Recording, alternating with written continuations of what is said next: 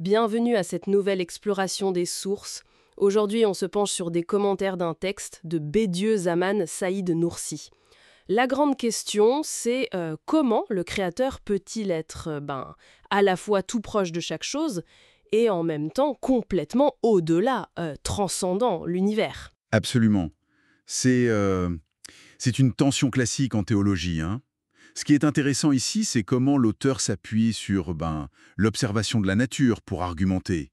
L'idée, c'est que la création, si on regarde bien, nous dit des choses sur le créateur. Oui, et un premier point qui m'a marqué, c'est cette idée que l'intérieur des choses créées est souvent beaucoup plus complexe, plus délicat que l'extérieur. On peut penser aux organes internes d'un animal par rapport à sa peau, ou même la structure d'une feuille vue au microscope, quoi. C'est ça. Et le commentaire dit que cette complexité, cette finesse intérieure, ça suggère que le créateur, l'artisan si on veut, n'est pas juste loin, extérieur. Pour façonner l'intérieur comme ça, il faut une sorte de proximité, non? Un peu comme un sculpteur qui doit toucher sa matière pour la travailler en détail. Ça se tient. Mais alors, s'il est si proche, est-ce que ça veut dire qu'il est dans la création? Le texte utilise l'exemple d'une grenade, je crois. Son intérieur est décrit comme une œuvre d'art, justement pour montrer cette proximité. Exactement. C'est un bon exemple. Mais cette même grenade, elle dépend de plein de choses autour. Le soleil, l'air, l'eau, la terre. Elle est connectée à tout un système, un équilibre, une harmonie cosmique. Si le créateur était juste à l'intérieur de la grenade, comment il pourrait gérer toutes ces relations, cet équilibre global? Ah oui, je vois. Pour gérer l'ensemble, il faut une vue d'ensemble qui dépasse l'objet lui-même. Voilà, précisément.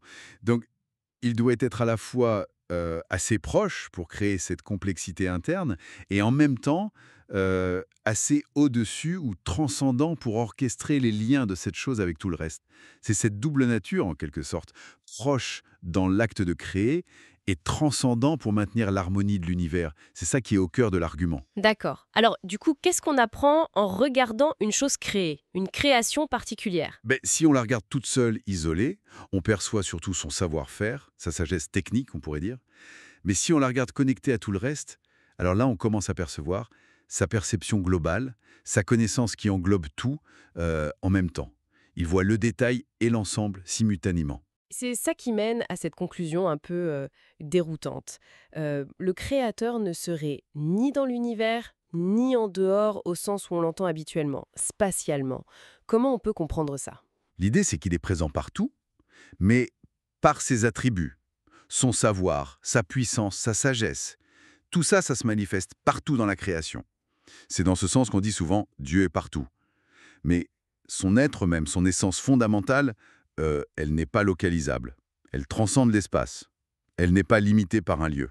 C'est vrai que c'est difficile à imaginer pour nous, on est tellement lié à l'espace, notre existence même est spatiale. Oui, c'est pour ça que le texte propose une sorte de petit exercice mental. On se pose la question, Dieu est-il éternel, sans commencement?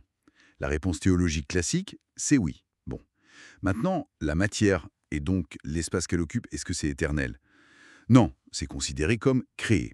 D'accord. Donc avant que l'espace matériel soit créé, Exactement. Avant qu'il y ait un où est-ce que Dieu pouvait bien être? S'il avait eu besoin d'un lieu pour exister avant la création de l'espace, ben, ce lieu aurait dû être éternel lui aussi. Et ça contredirait l'idée que l'espace, lié à la matière, a été créé.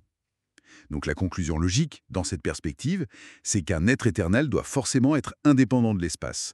Il le transcende. donc pour résumer un peu tout ça, si on regarde de près l'intérieur des choses, on voit un créateur impliqué, proche, mais si on regarde l'harmonie globale de l'univers, les interconnexions, on voit un créateur qui supervise tout, donc transcendant, qui n'est pas contenu dans l'espace qu'il a lui-même créé.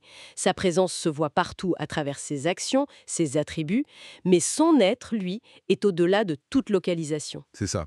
C'est une façon d'essayer de réconcilier l'action de Dieu dans le monde, son immanence, et son être au-delà du monde, sa transcendance.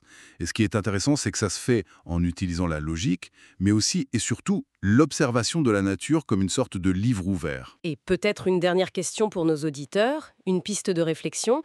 Si le Créateur transcende vraiment l'espace comme cette logique le suggère, qu'est-ce que ça change pour notre façon de penser la prière, par exemple, ou l'intervention divine dans notre monde bien matériel? Voilà, de quoi continuer à y penser.